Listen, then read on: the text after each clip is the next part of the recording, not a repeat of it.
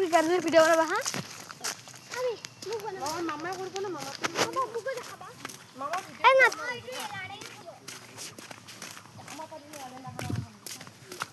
hello' guys আমি এতিয়া যাই আছোঁ আমি মাছ মাৰি এলিগুলি মাছ নাপালোঁ এটা দুটামান পাইছোঁ আৰু